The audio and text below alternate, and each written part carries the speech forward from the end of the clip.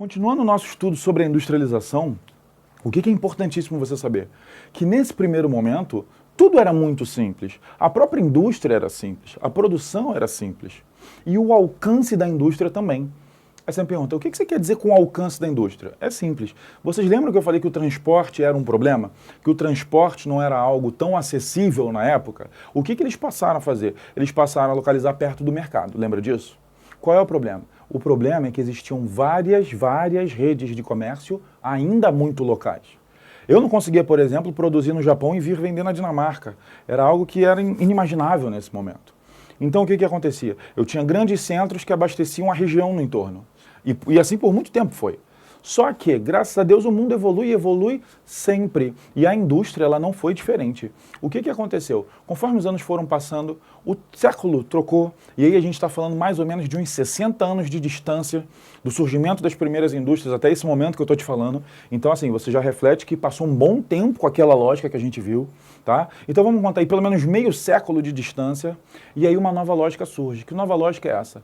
A gente vai ver isso com mais calma, mas eu tenho novas formas de produção de energia, eu uso novas fontes de energia. Agora eu consigo andar distâncias maiores em um tempo menor. E aí o dono da indústria começou a pensar em novas coisas, como por exemplo, poxa, se agora eu consigo atravessar, por exemplo, um mar numa velocidade muito menor, talvez comece a valer mais a pena eu produzir aqui e também vender lá.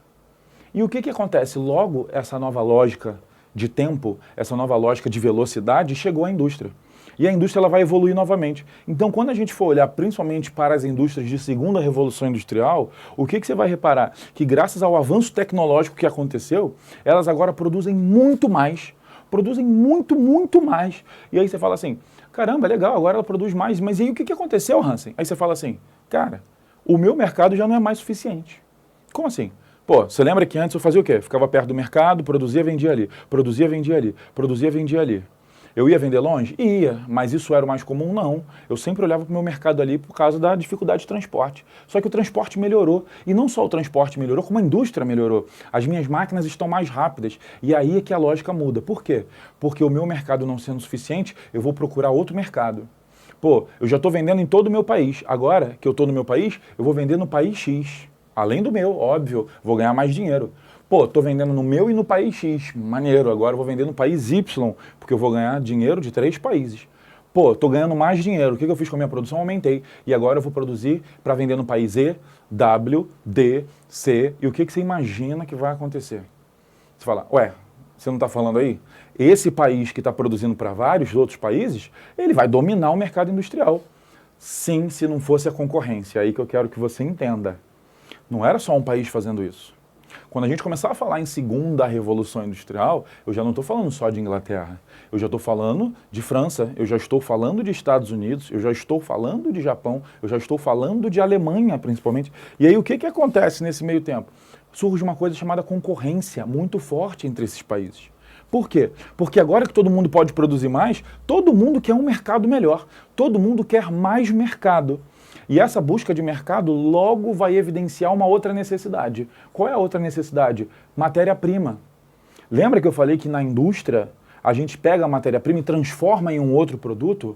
Preste atenção no que está acontecendo. Eu estou querendo vender muito. Para vender muito, eu preciso produzir muito. E para isso, eu vou necessitar de muita matéria-prima. Então agora eu estou apresentando para vocês 2 importantes fatores locacionais. Que fatores são esses? A existência de matéria-prima, tá? Fora da que você tem no seu país, porque a que você tem no seu país já não é suficiente. Eu já não consigo extrair do meu país tudo que eu quero usar e principalmente tudo que eu pretendo usar mais à frente, porque eu quero produzir ainda mais. E outra coisa, eu também tenho a necessidade de mais mercado, porque só o meu não é o bastante. Então, as potências vão sair atrás de quê? Atrás de matéria-prima e atrás de mercado consumidor. Só que todas essas potências que foram atrás do mercado, elas começam processos como, por exemplo, de partilha de territórios na África. Lembra? Você já estudou isso. Você vai ver isso em história quando você for estudar um processo chamado de imperialismo. Essas potências aumentando sua influência no mundo, buscando essa matéria-prima, esse mercado consumidor. E o que acontece? Esse clima de tensão vai ser importantíssimo. Por quê? Porque vai gerar um conflito, vai gerar tensão entre esses países, essas potências. E aí eu quero que você entenda o seguinte, a disputa industrial, ela acabou não sendo apenas uma disputa de mercado, não é apenas uma concorrência econômica de saber quem vende mais ou quem vende menos. Eu quero que você entenda o seguinte, que o crescimento da indústria foi positivo? Foi, porque passamos a produzir mais. Mas como consequência, ele trouxe o quê? Ele trouxe uma disputa econômica, política, e você sabe que ela terá consequências militares para esses países, isso tudo em busca de quê? De melhores fatores locacionais. Que fatores são esses? Pelo menos os primeiros que a gente viu agora. Mercado consumidor maior e uma nova fonte de matéria-prima.